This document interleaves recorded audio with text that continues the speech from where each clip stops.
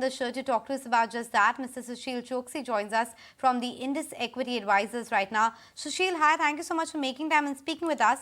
First up, tell me your key takeaways from the AGMs. What were the things that caught your attention, for instance? Good evening and thanks for having me on the show. I think the last 10 minutes when Mukesh Ambani summed it up, how Reliance will look over next 10 years and what was achieved in 45 years they'll achieve again in next 10 is very important. Most energy efficient company, low cost producer where it was solar, wind or hydrogen. Similar way in retail, the footprint and the kind of expansion they're talking about. Similar way in Jio, AirFiber.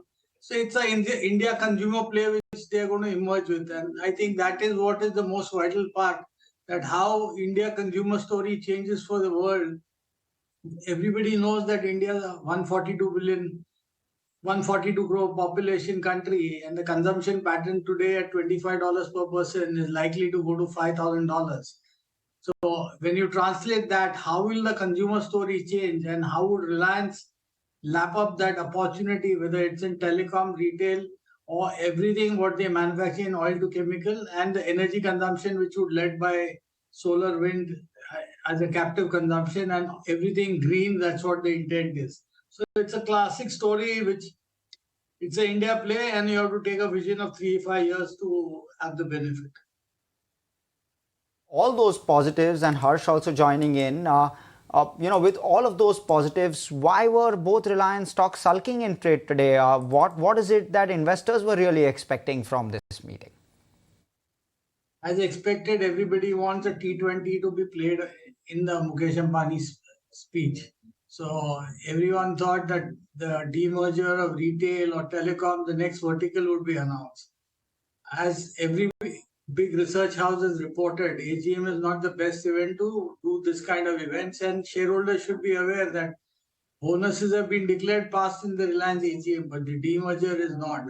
And as and when Qatar Investment has just recently invested money in the retail arm, once they emerge from a situation where they think that Reliance has reached and reaped the local benefit, and the next level needs the listing, that is why the induction of the three children into the board is the first precursor towards three arms which are going to be listed over a period of time. I think this is my mind saying it.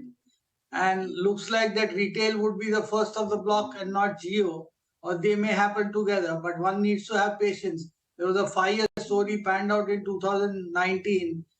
Watch out for 24, maybe post-election, pre-election, how story pans out, how the entire format is working, the new innovation, the footprint expansion, whatever they are achieving between Jio, AirFiber, Jio Telecom story, as well as in retail, will make the story stronger and where the market would get rewarded from that price point.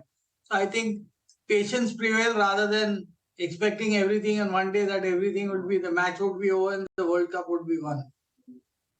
Patience is something that you'll have to keep for this entire group to value unlock per se. But what was surprising, Sushil, was the fact that the company went for value unlocking by listing Jio Financial Services business first, which is the business which is actually not mature at all. It's really in a very infancy stage. And then you have, of course, retail and Jio, which were much more mature, but they didn't go the way of value unlocking at this point. And perhaps that's the reason we have been seeing a bit of a slide on the stock price of Jio Financial Services.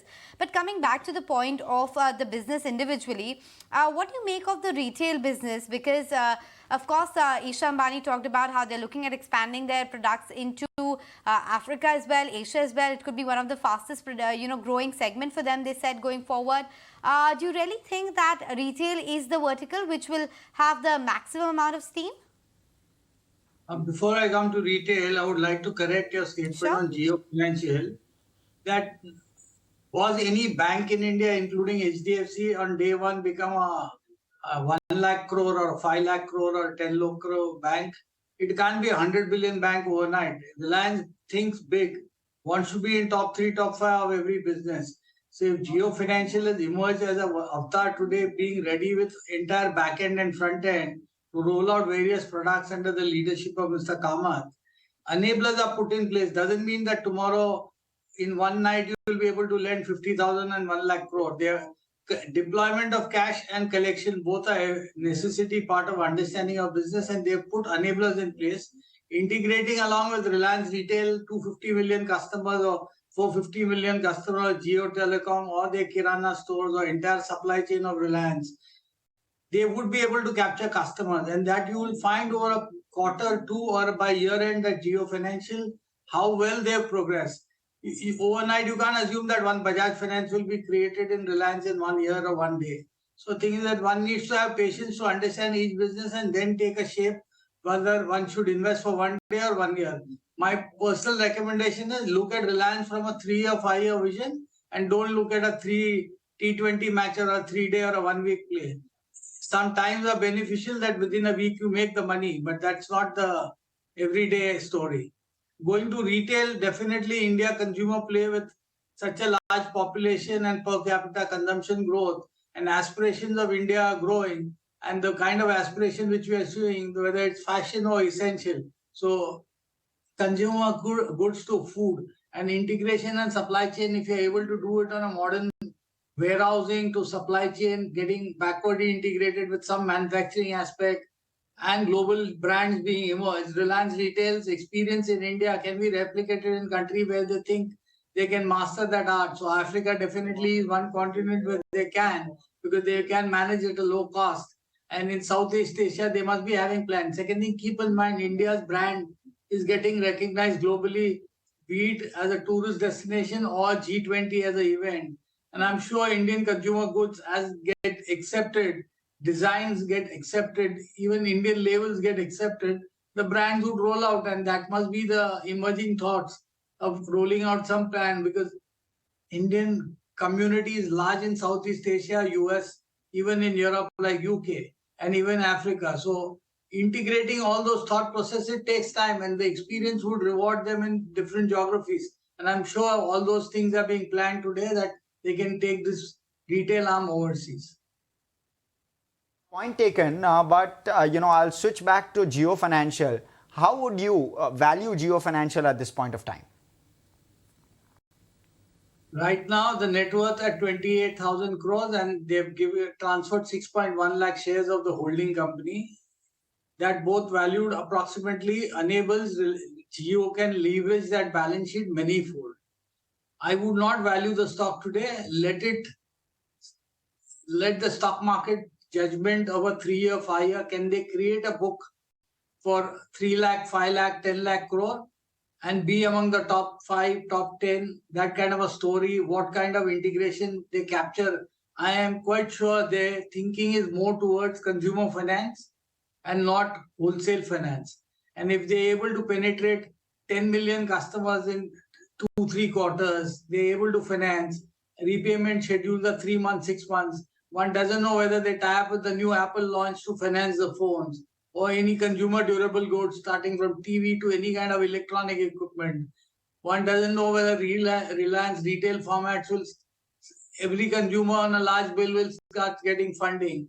So the reward points, what would be connected to it?